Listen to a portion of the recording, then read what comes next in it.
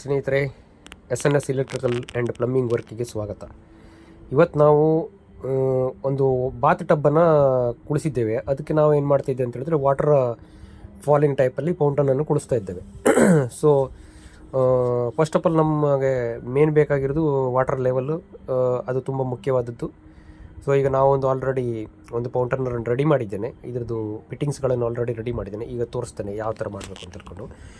First of all ನಮಗೆ ಹೋಲೋ ಬ್ಲಾಕನ್ನು ತಗೊಂಡು ಫೌಂಟನನ್ನು ಕೂದು ಸೈಜಲ್ಲಿ ಕಟ್ ಮಾಡ್ಕೊಳ್ಬೇಕು. ಈಗ ನಾವು ಆಲ್ರೆಡಿ ಕಟ್ ಮಾಡ್ಕೊಂಡಿದ್ದೇವೆ, ಅಂದರೆ ಸ್ವಲ್ಪ ಸಮಯದ ಅಭಾವ ಇರೋದ್ರಿಂದ ಈಗಾಗಲೇ ಆಲ್ರೆಡಿ ನಮಗೆ ಬೇಕಾದ ರೀತಿಯಲ್ಲಿ ನಾವು ಕಟ್ ಮಾಡ್ಕೊಂಡಿದ್ದೇವೆ. ಅಂದರೆ ಕ್ಲ್ಯಾಂಪನ್ ಸಿಸ್ಟಮಲ್ಲಿ ಕೂದು ಥರ ಮಾಡ್ಕೊಳ್ಬೇಕು. ಎರಡನೇದಾಗಿ ಈಗ ಫೌಂಟನಿನ ಕೆಳಗಡೆಗೆ 1.5 ಇಂಚಿನ UPVC FTಯನ್ನು ಕೂಡಿಸಿ, ಅದಕ್ಕೆ ಬುಷನ್ನು ಕೂಡಿಸಿ, ಅದರ ನಂತರ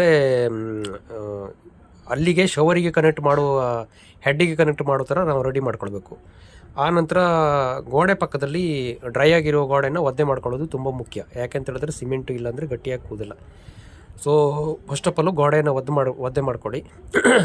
ಹಾಗೆ ಸಿಮೆಂಟ್ ಪೇಸ್ಟನ್ನು ಮಾಡಿ ನೆಲಕ್ಕೆ ತಿಕ್ಕಿ. ಯಾಕೆಂತ ಹೇಳಿದ್ರೆ ಅದು ತಿಕ್ಕೋದ್ರಿಂದ ಒಳ್ಳೆ ಗ್ರಿಪ್ಪಲ್ಲಿ ಕೂತ್ಕೊಡ್ತದೆ ಪ್ರತಿಯೊಂದು. ಸೊ ನಾವು ಸ್ಪೆಷಲಾಗಿ ಎಷ್ಟೋ ಕಡೆಗೆ ಗೋಡೆ ಗಿಲೆ ಮಾಡಬೇಕಾದ್ರೆ ಇದನ್ನು ಮಾಡದೇ ಇರೋದ್ರಿಂದ ಅದು ಏನು ಆಗುತ್ತದೆ, ಆ ನಂತರ ಕಿತ್ತು ಬರುವಂಥ ಚಾನ್ಸಸ್ ಇರುತ್ತೆ. ಸೊ ಬ್ಯಾಕ್ ಸೈಡಿಗೆ ಮತ್ತು ಕೆಳಗಡೆಗೆ ಸಿಮೆಂಟ್ ಪೇಸ್ಟ್ ಕೊಡೋದ್ರಿಂದ ನಿಮ್ಮ ಕಲ್ಲು ತುಂಬ ಗ್ರಿಪ್ಪಾಗಿ ಕೂತ್ಕೊಳ್ತದೆ. ಹಾಗೆ ಕಟಿಂಗ್ ಮಾಡಿದ ಕಲ್ಲಿಗೆ ಅದರ ಬ್ಯಾಕ್ ಸೈಡಿಗೂ ಕೂಡ ಸಿಮೆಂಟ್ ತೆಳಿಯನ್ನು ಕೊಡೋದು ತುಂಬ ಮುಖ್ಯ. ಯಾಕೆಂತ ಹೇಳಿದ್ರೆ ಅದು ಲಾಕಿಂಗ್ ಆಗುವಂಥ ಇದು ಕಾರಣಕ್ಕಾಗಿ.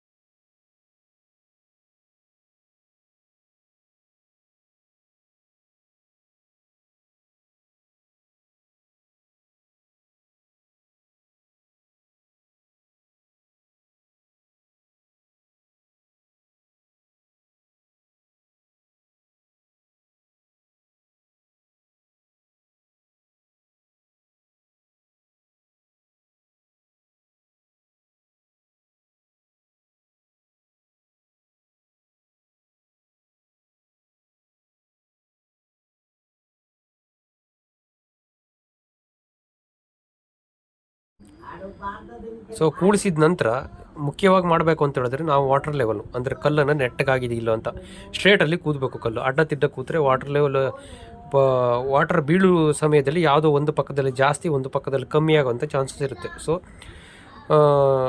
ಹಾಲೋ ಬ್ಲಾಕ್ ಕಟ್ ಮಾಡಿದ ನಂತರ ಅದನ್ನು ಸರಿಯಾಗಿ ವಾಟರ್ ಲೆವೆಲ್ ಆಗಿದೆಯೋ ಇಲ್ಲ ಅಂತ ನೋಡ್ಕೋಬೇಕು. ಅಡ್ಜಸ್ಟ್ಮೆಂಟು ನಮ್ಮದಲ್ಲಿ ಅಂತ ಹೇಳಿದ್ರೆ ಆಲ್ರೆಡಿ ಕೆಳಗಡೆ ಬೇಸ್ ವಾಟರ್ ಲೆವೆಲ್ ಇರೋದ್ರಿಂದ ಅತ್ಯಂತ ಬೇಗವಾಗಿ ಆಯಿತು. ಆಗಿಲ್ಲ ಅಂತ ಹೇಳಿದ್ರೆ ನಿಮಗೆ ಸಮಸ್ಯೆ ಆಗುತ್ತೆ. ಆನಂತರ ನೀರು ಬೀಳುವಂಥ ಟೈಮಲ್ಲಿ ಯಾವುದೋ ಒಂದು ಪಕ್ಕದಲ್ಲಿ ಹರಿಯುವಂಥ ಚಾನ್ಸಸ್ ಇರ್ತದೆ.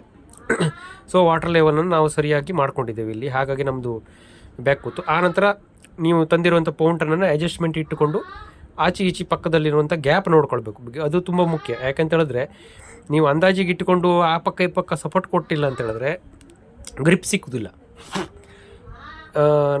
ನಾವಿದನ್ನು ಅದಕ್ಕೋಸ್ಕರನೇ 2 ಸೈಜನ್ನು ಮೊದಲೇ ಕಟ್ ಮಾಡಿಕೊಂಡು ಈ ಥರ ಈಗ ನೋಡಿದ್ರಲ್ಲ ನೀವು, ಆ ಥರ ಅಳತೆಯನ್ನು ನೋಡಿಕೊಂಡು ಅಡ್ಜಸ್ಟ್ಮೆಂಟ್ ಮಾಡ್ಕೊಂಡಿದ್ರೆ ನಿಮಗೆ ಪರ್ಫೆಕ್ಟಾಗಿ ಫಿಟ್ಟಿಂಗ್ಸನ್ನು ಮಾಡ್ಬೋದು.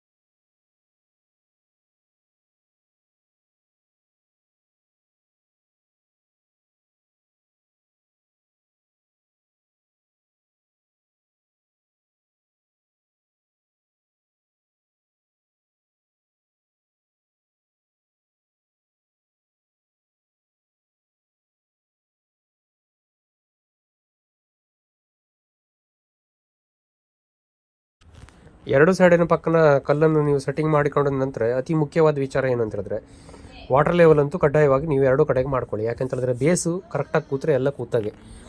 ಅದರ ನಂತರ ಅತಿ ಮುಖ್ಯವಾದದ್ದು, ಆ ಗ್ಯಾಪ್ ಇರುವಂಥ ಜಾಗದಲ್ಲೆಲ್ಲ ನೀವು ಸಿಮೆಂಟನ್ನು ಅಥವಾ ಸಿಮೆಂಟ್ ಪೇಸ್ಟ್ ಸ್ವಲ್ಪ ಜಾಸ್ತಿ ಮಾಡಿಕೊಂಡು ತುಂಬಬೇಕು. ಯಾಕೆಂತ ಹೇಳಿದ್ರೆ ಆ ಸ್ಪೇಸಲ್ಲಿ ಜಾಸ್ತಿ ಗ್ಯಾಪ್ ಇದ್ದರೆ ಅದು ಟೊಳ್ಳಾಗಿ ಕಿತ್ತು ಬಿಡುವಂಥ ಚಾನ್ಸಸ್ ಇರ್ತದೆ ಕಾಲಕ್ರಮೇಣ. ಸೊ ನಾವೀಗ ಬ್ಯಾಕ್ ಸೈಡ್ ಸಿಮೆಂಟ್ ಪ್ಯಾಕಿಂಗ್ ಕೊಟ್ಟಿದ್ದಲ್ಲದೆ ಯಾವುದೇ ಥರದ ಗ್ಯಾಪನ್ನು ಇಡ್ತಾ ಇಲ್ಲ. ಪೂರ್ತಿ ಗ್ಯಾಪನ್ನು ಕೈಯಲ್ಲಿ ಅಥವಾ ಗ್ಲೌಸಲ್ಲಿ ಹಾಕೊಂಡುಕೊಂಡು ಫುಲ್ ಪ್ಯಾಕ್ ಮಾಡ್ತಾ ಇದ್ದೇವೆ.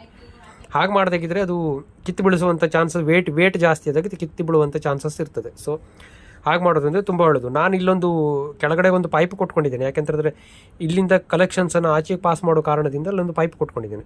ನಿಮ್ಮದು ಡೈವರ್ಟರ್ ಸೆಟ್ ಕೆಳಗಡೆಗೆ ಇತ್ತು ಅಂತ ಹೇಳಿದ್ರೆ ಪ್ರಾಬ್ಲಮ್ ಇಲ್ಲ. ಹೆಚ್ಚಿನದಾಗಿ ಡೈವರ್ಟರ್ ಸೆಟ್ ನೀವು ಕೆಳಗಡೆ ಕೊಟ್ಟಾಗ ನಿಮಗೆ ಬಾಕಿ ಸೆಟ್ಟಿಂಗನ್ನು ಮಾಡಲಿಕ್ಕೆ ಸ್ಪೇಸ್ ಇರೋದಿಲ್ಲ. ಸೊ ಡೈವರ್ಟರ್ ಸೆಟ್ ಪಕ್ಕದಲ್ಲಿರಲಿ, ಪೌಂಟನ್ ಆ ಪಕ್ಕದಲ್ಲಿರಲಿ. ಸೊ ಅಲ್ಲಿಂದ ಕನೆಕ್ಷನ್ ಪೈಪನ್ನು ಆ ಪಕ್ಕಕ್ಕೆ ಪಾಸ್ ಮಾಡೋಕ್ಕೋಸ್ಕರ ಆ ಹೋಲನ್ನು ಕೊಟ್ಟಿದ್ದೇನೆ. ಫುಲ್ ಪ್ಯಾಕಿಂಗನ್ನು ಮಾಡಿಕೊಡ್ತೇವೆ ನಾವು.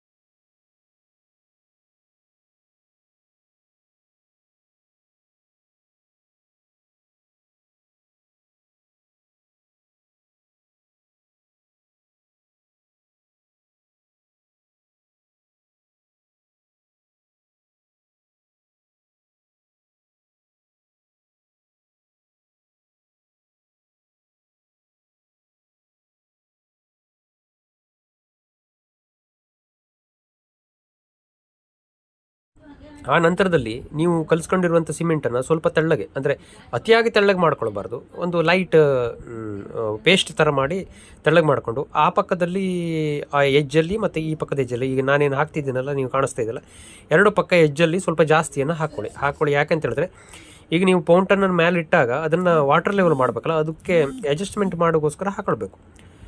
ಸೊ ಹಾಕ್ಕೊಂಡು ವಾಟರ್ ಲೆವೆಲ್ ಮಾಡೋದು ತುಂಬ ಮುಖ್ಯವಾದದ್ದು. ಸೊ ನಾನು ವಾಟರ್ ಲೆವೆಲ್ ಇಟ್ಟುಕೊಂಡು ಸರಿಯಾಗಿದ್ದಿಲ್ಲ ಅಂತ ಅಡ್ಜಸ್ಟ್ಮೆಂಟ್ ಮಾಡಿಕೊಂಡು ಆ ನಂತರ ಪ್ಯಾಕಿಂಗ್ ಮಾಡೋದು. ಅದಕ್ಕಿಂತ ಮುಂಚೆ ಪ್ಯಾಕಿಂಗ್ ಮಾಡಬಾರ್ದು.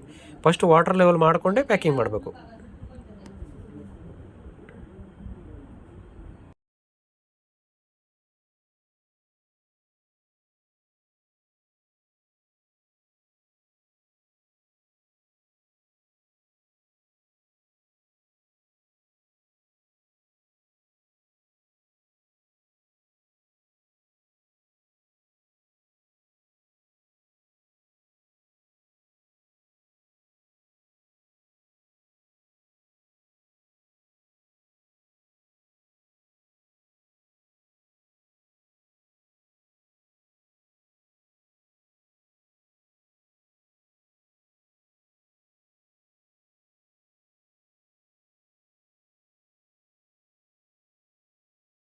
ವಾಟರ್ ಲೆವೆಲ್ ಮಾಡಿ ಮುಗಿದ ನಂತರ ಮೇನ್ ಮಾಡಬೇಕಾಗಿದ್ದು ಆ ಪೌಂಟನ್ನ ಅಕ್ಕಪಕ್ಕ ಇರುವಂಥ ಎಲ್ಲ ಗ್ಯಾಪನ್ನು ಫಿಲಪ್ ಮಾಡಬೇಕು ನೀವು. ಇಲ್ಲ ಅಂತ ಹೇಳಿದ್ರೆ ನೀರಿನ ವೇಟಿಗೆ ಅದು ಹಿಂದೆ ಮುಂದೆ ಆಗಿ ಯಾವುದೋ ಒಂದು ಪಕ್ಕದಲ್ಲಿ ಪೌಂಟನ್ ನೀರು ಜಾಸ್ತಿ, ಒಂದು ಕಡೆಗೆ ಕಮ್ಮಿ ಬೀಳುವಂಥ ಚಾನ್ಸಸ್ ಇರುತ್ತೆ.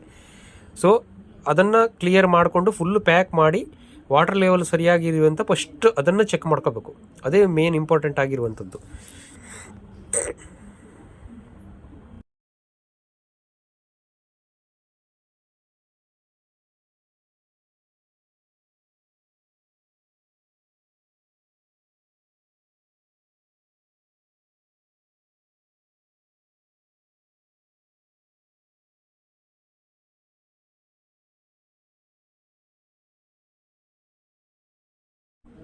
ಆ ಪ್ಯಾಕಿಂಗ್ ಮಾಡಾದ ನಂತರ ತಿರ್ಗಾ ಇನ್ನೊಂದು ಟೈಮು ವಾಟರ್ ಲೆವೆಲ್ ಇಟ್ಟು ಚೆಕ್ ಮಾಡಬೇಕು. ಯಾಕೆಂತ ಹೇಳಿದ್ರೆ ಕೆಲವೊಂದು ಟೈಮಲ್ಲಿ ಪ್ಯಾಕಿಂಗ್ ಮಾಡುವಾಗ ಆ ಪಕ್ಕ ಈ ಪಕ್ಕ ಸರಿಯುವಂಥ ಚಾನ್ಸಸ್ ಇರುತ್ತೆ. ಸೊ ನಾವೀಗ ವಾಟರ್ ಲೆವೆಲ್ ಮಾಡಾದ ನಂತರ ಕೂಡ ಇನ್ನೊಮ್ಮೆ ಚೆಕ್ ಮಾಡ್ಕೊತಿದ್ದೀವಿ. So water level correct straight ಆಗಿರಲಿ, ಯಾವುದೇ ಥರದ ಬೆಂಡ್ ಆಗೋದು ಬೇಡ. ಇಲ್ಲಿಗೆ ನಮ್ದು ಏನು ಕೂಡಿಸ್ಬೇಕಾಗಿದ್ದ ಸಂಪೂರ್ಣ ವಿಧಾನ ಮುಗಿದಿದೆ. ಅದರ ನಂತರ ಸುತ್ತಲೂ ಪ್ಯಾಕ್ ನೋಡಿ, ಈಗ ನಾವು ಆಲ್ರೆಡಿ ಪ್ಯಾಕ್ ಮಾಡಿದ್ದೇವೆ. ಆ ಸ್ಪೇಸ್, ಈ ಪೌಂಟನ್ನು ನೀರು ಹೇಗೆ ಬೀಳುತ್ತದೆ ಅಂತ ಹೇಳ್ಕೊಂಡು ಈಗ ಮುಂದಿನ ವಿಡಿಯೋದಲ್ಲಿ ನಿಮಗೆ ತೋರಿಸ್ತೇನೆ. ಸೊ 8x4 ಸೈಜಿನ ಒಂದು ಬಾತ್ ಟಬ್ಬಿಗೆ ಈ 2 ಪೌಂಟನನ್ನು ನಾವು ಫಿಕ್ಸ್ ಮಾಡಿದ್ದೇವೆ.